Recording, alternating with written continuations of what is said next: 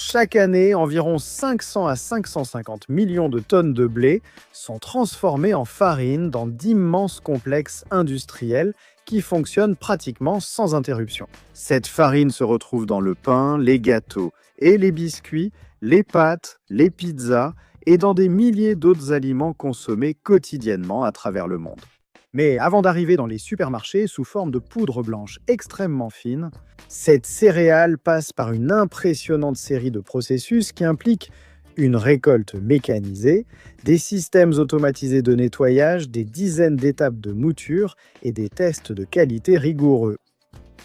Dans la vidéo d'aujourd'hui, nous allons découvrir ensemble comment fonctionne toute cette transformation et faire connaissance avec les gigantesques machines responsables de la production de l'un des ingrédients les plus importants de l'alimentation humaine. Restez avec moi jusqu'à la fin. Je suis Vitor et vous êtes sur Tudo Tech HD. Je vous demande déjà de laisser un like, de vous abonner et d'activer la cloche pour recevoir toutes les notifications. Le principal grain utilisé pour produire de la farine est le blé, l'une des céréales les plus cultivées dans le monde entier.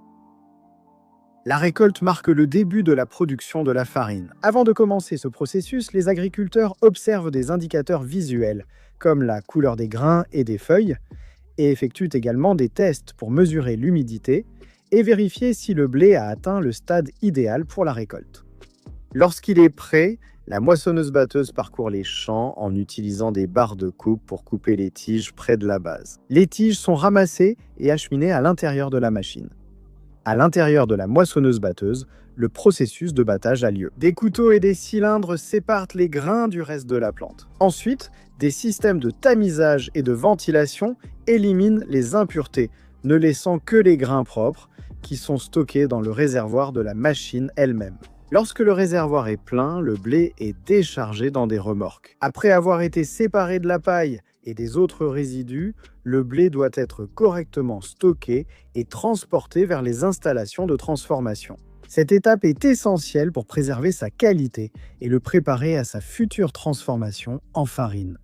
Les grains sont transportés par camion jusqu'au silo de stockage. Avant de recevoir la cargaison, les installations sont inspectées afin de garantir qu'elles soient propres et exemptes de parasites, d'humidité et de tout autre facteur pouvant compromettre la qualité du blé. Dès que les camions arrivent, une sonde prélève des échantillons de toute la cargaison. La qualité du blé est analysée en enregistrant des informations telles que l'origine du lot et le taux d'humidité.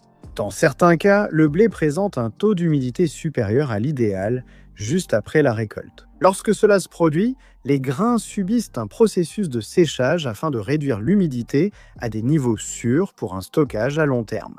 Après cette analyse, le blé est mélangé pour uniformiser la répartition de l'humidité et éviter les problèmes de détérioration. Ensuite, les camions déchargent le blé. Certaines industries utilisent des convoyeurs à bande qui le transportent jusqu'au silo.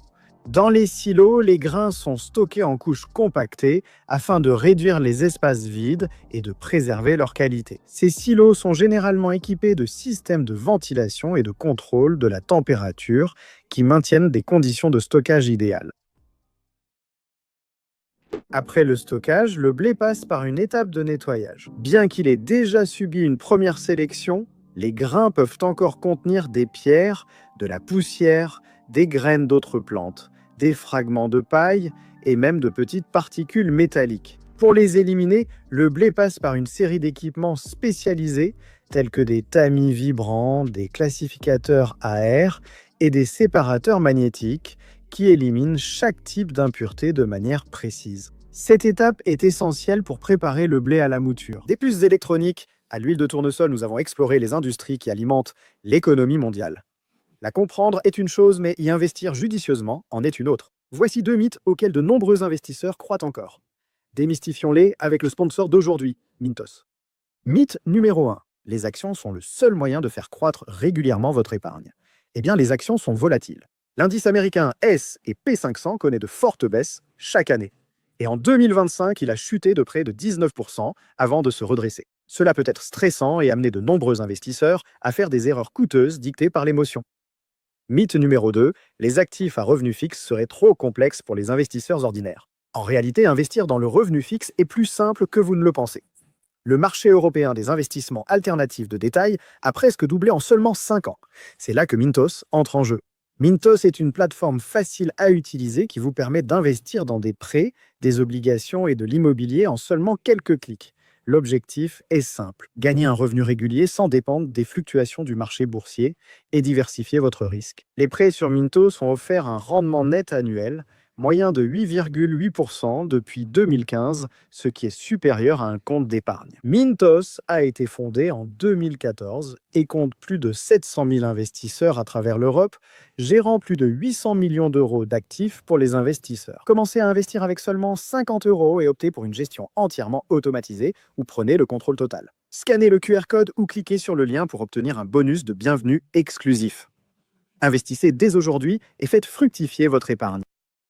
Après le nettoyage, le blé reste stocké dans des silos jusqu'à la prochaine étape du processus. L'étape suivante consiste à mélanger différentes variétés de blé pour produire le type spécifique de farine souhaité. Après le mélange, les grains passent par un deuxième système de nettoyage encore plus rigoureux qui élimine les impuretés plus petites comme les graines de mauvaises herbes et les particules de poussière. Ensuite, le blé est acheminé vers le moulin.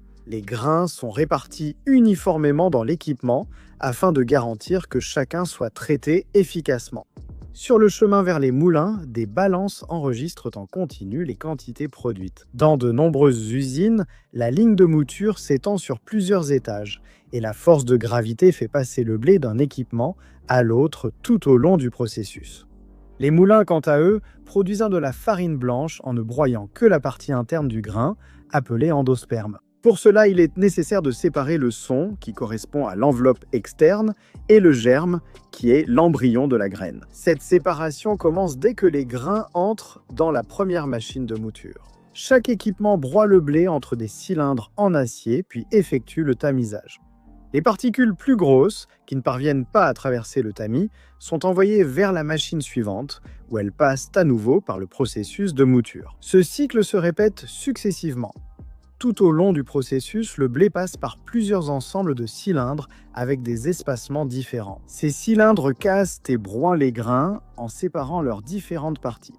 Pendant la mouture, le blé est séparé en 3 composants principaux, l'endosperme, le son et le germe. L'endosperme est la partie interne du grain et contient principalement de l'amidon. C'est cette partie qui sera transformée en farine. Le son correspond à la couche externe riche en fibres et en nutriments, et il est utilisé dans la production de farine complète. Le germe, quant à lui, est la partie qui concentre les huiles et les nutriments, et il peut être utilisé pour la production d'huile végétale et de compléments alimentaires.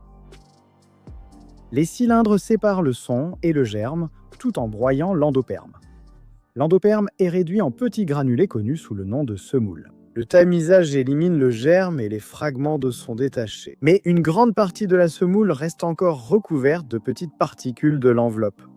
C'est pourquoi, entre chaque étape de mouture, il y a un purificateur. Cet équipement utilise des courants d'air soigneusement contrôlés pour séparer le son, qui est plus léger, de la semoule, qui est plus lourde. La semoule passe à plusieurs reprises par des cycles de mouture et de purification jusqu'à ce qu'elle soit complètement propre. Ce n'est qu'à ce moment-là qu'elle est finement moulue pour devenir de la farine. Une série de tamis garantit que la matière ne quitte pas la dernière étape de mouture avant d'être complètement réduite en une fine poudre de farine de blé.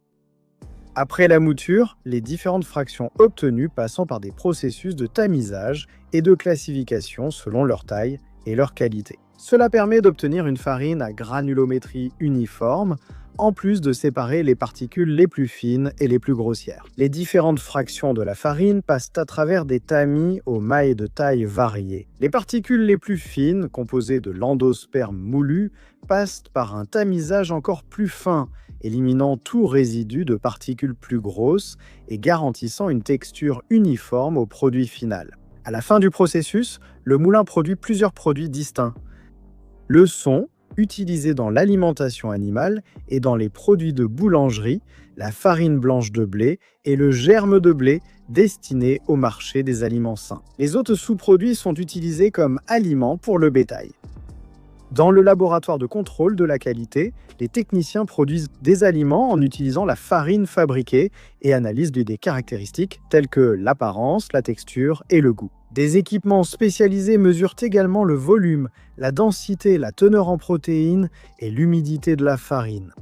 Peu avant l'emballage, la farine blanche reçoit l'ajout de vitamines et de minéraux, rétablissant une partie des nutriments éliminés avec le son et le germe pendant le processus de mouture. Après avoir été transformée, tamisée et approuvée lors des tests de qualité, la farine est envoyée à l'emballage et à la distribution.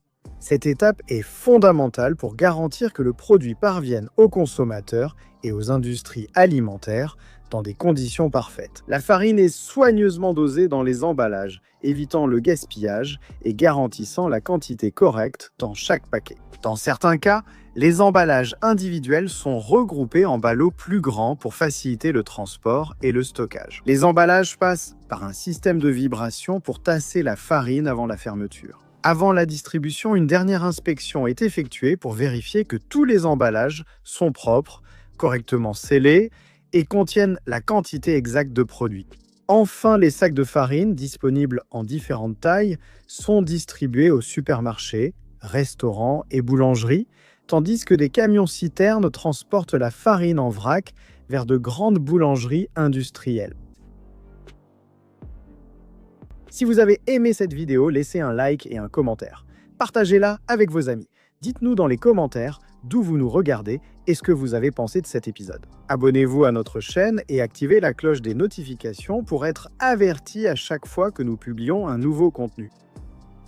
Merci d'être resté avec moi jusqu'ici.